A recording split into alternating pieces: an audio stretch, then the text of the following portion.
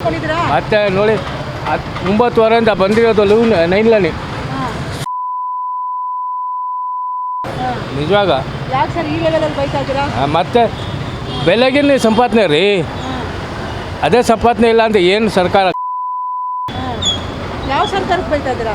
ಎಲ್ಲ ಸರ್ಕಾರ BJP ಇರಲಿ, ಕಾಂಗ್ರೆಸ್ ಇರಲಿ, JDS ಇರಲಿ, ಎಲ್ಲ ಸರ್ಕಾರನೇ.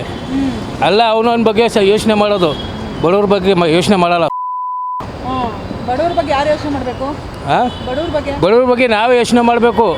ಈ ಗೋರ್ಮೆಂಟು ಸಂಬಂಧಪಟ್ಟ ಬ್ಯಾಂಕ್ಗಳಲ್ಲಿ ಸಿಗ್ತಾ ಇದೆ ಮೇಡಮ್, ಅದು ಕೆಲವು ಕಡೆ ಇಲ್ಲ. ನಿನ್ನೆ ರಾತ್ರಿ ಬಂದಿದ್ದೆ, ಸರ್ಕಾರಿ ಬ್ಯಾಂಕ್ಗಳಲ್ಲಿ ಪೆಟ್ರೋಲ್ ಬ್ಯಾಂಕ್ಗಳಲ್ಲಿ ಸಿಕ್ಕಿರಲಿಲ್ಲ. ನಿನ್ನೆ ರಾತ್ರಿ ಬೆಳಗ್ಗೆ ಬಂದು ಇಲ್ಲಿತ್ತು, ಈಗ ಬಂದು ಲೈನ್ ಅಂದ್ಕೊಂಡು ಹಾಕಿಸಿದೆ. 100 ಆಟೋ ಅಂತಿತ್ತು, ಲೈನ್ ಅಂದ್ಕೊಂಬಂದು ಹಾಕ್ಸಿದ್ದೀನಿ.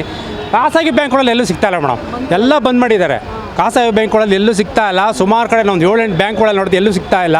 ದಯವಿಟ್ಟು ಸರ್ಕಾರದವರು ಖಾಸಗಿ ಬ್ಯಾಂಕ್ಗಳು ಸ್ವಲ್ಪ ಸಪ್ಲೈ ಮಾಡಿದ್ರೆ, ಸರಬರಾಜು ಮಾಡಿದ್ರೆ, ಗ್ಯಾಸು ಆಟೋ ಬ್ಯಾಂಕ್ಗಳು ಸರಬರಾಜು ಮಾಡಿದ್ರೆ ಸ್ವಲ್ಪ ಎಲ್ಲರೂ ಆಟೋದಲ್ಲಿ ಅನುಕೂಲ ಆಗಿದೆ ಮೇಡಮ್. ಖಾಸಗಿ ಬ್ಯಾಂಕಲ್ಲಿ ಎಲ್ಲೂ ಸಿಗ್ತಾ, ಎಲ್ಲ ಬಂದ್ ಮಾಡಿಕ್ಕಿದ್ದಾರೆ. ಏನಾಗಿದೆ ಅಂತ ಗೊತ್ತಿಲ್ಲ.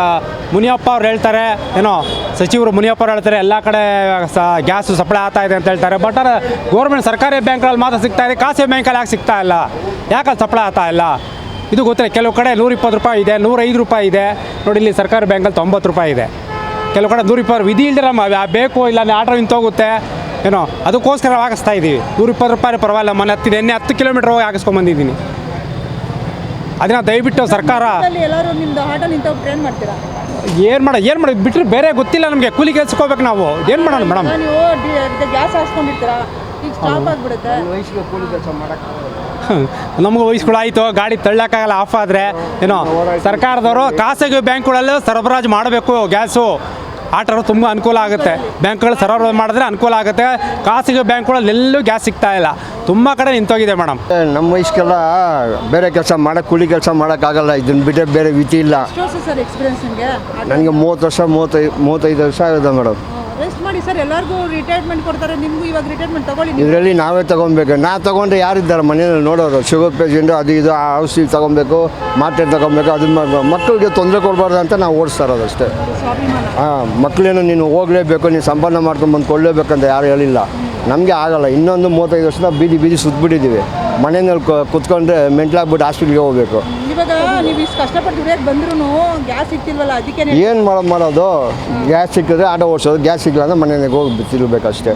ಇವಾಗ ಒಂದೂವರೆ ಅವರ್ ಆಯ್ತು ಅಲ್ಲಿ ತಳ್ಕೊಂಬರ್ಬೇಕು. ಈ ಬಿಸಿಲಲ್ಲಿ ತಳ್ಳೋಕ್ಕಾಗಲ್ಲ. ಏನೋ ತಳ್ಕೊಂಡು ಬರಲೇಬೇಕಲ್ಲ. ತಳ್ಕೊಂಡು ಶಕ್ತಿ ಇಲ್ಲ ಅಂದರೆ ಆಗುತ್ತಾ? ಯಾರಾದ್ರೂ ಹೆಲ್ಪ್ ಮಾಡ್ತಾರಾ? ಮಾಡ್ತಾರೆ. ಇವಾಗ ನನ್ನ ಕೈನಲ್ಲಿ ಆಗಿಲ್ಲ ಅಂದರೆ ಯಾರಾದರೂ ಒಬ್ಬರು ತಳ್ಕೊಡ್ತಾರೆ. ಯಾರು ಹೊಣೆ ಆಗ್ತಾರೆ ಸರ್? ಯಾರು ಗೌರ್ಮೆಂಟೇ ಹೊಣೆ? ಇನ್ಯಾರಿದ್ದಾರೆ ಹೊಣೆ? ಯಾವ ಗೌರ್ಮೆಂಟ್ ಸರ್? ಯಾರು?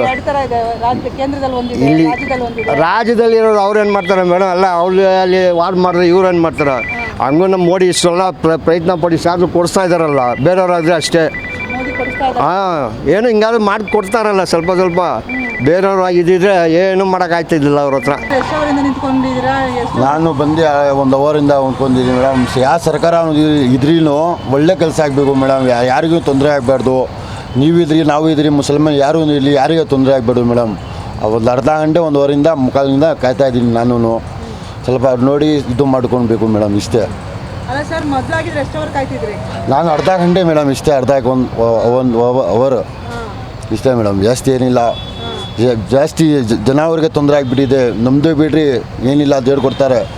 1 ಅವರ್ ಈಗ 3-4 ಅವರ್ ಇತ್ತಿತ್ತು, 1 ಅವರ್ ಆಗ್ತಾಯಿದೆ. ಬಟ್ ರೇಟ್ ಜಾಸ್ತಿ ಐತೆ ಮೇಡಮ್, ರೇಟ್ ತುಂಬ ಜಾಸ್ತಿ ಐತೆ. ರೇಟ್ ಜಾಸ್ತಿ ಆಗಿರೋದಕ್ಕೆ ಇವಾಗ ಲೈನ್ ಕ್ಯೂ ಕಮ್ಮಿ ಆಗಿದೆ. ಬೇರೆ ಕಡೆ 120 ಈ ಥರ ಐತೆ, ಇಲ್ಲಿ 90 ರುಪೀಸು. ಅದೂ ಜಾಸ್ತಿನೇ. 60 ರೂಪಾಯಿ ಇತ್ತಿದ್ದು ನಮ್ಮದು. ಕಮ್ಮಿ ಆಗಬೇಕು ಮೇಡಮ್, ಇಲ್ಲಾಂದರೆ ತುಂಬ ತೊಂದರೆ ಐತೆ. ಯಾವ ಥರ ತೊಂದರೆ ಅನುಭವಿಸಿದೆ ಸರ್ ಇಷ್ಟಿನಿಂದ? ಇಲ್ಲ ಮೇಡಮ್, 60 ರೂಪಾಯಿ ಇಲ್ಲಿ ಕೊಟ್ಬಿಟ್ಟು ನಾವು ಏನು ದುಡಿಬೇಕು ಹೇಳಿ? ಕಸ್ಟಮರ್ 10 ರೂಪಾಯಿ ಜಾಸ್ತಿ ಕೊಡಲ್ಲ. ನಾವು ಎಲ್ಲ ದುಡಿಯೋದು ಇವ್ರಿಗೆ ಕೊಡಬೇಕು. 30 ರೂಪಾಯಿ 4 ರೂಪಾಯಿ 30 ರೂಪಾಯಿ ಅಂದರೆ 5 ಲೀಟ್ರಿಗೆ ಎಷ್ಟಾಯಿತು? ಅದೇ ರೇಟ್ ಕಮ್ಮಿ ಆಗಬೇಕು. ಬಟ್ ಈಸಿಗೆ ಸಿಗಬೇಕು ನಮಗೆ. 5 ನಿಮಿಷ ನಾವು ನಿಂತ್ಕೊಳ್ಳಲ್ಲ ನೋಡಿ. ಈಗ 4 ಅವರ್ 3 ಅವರ್ ಆಗುತ್ತೆ.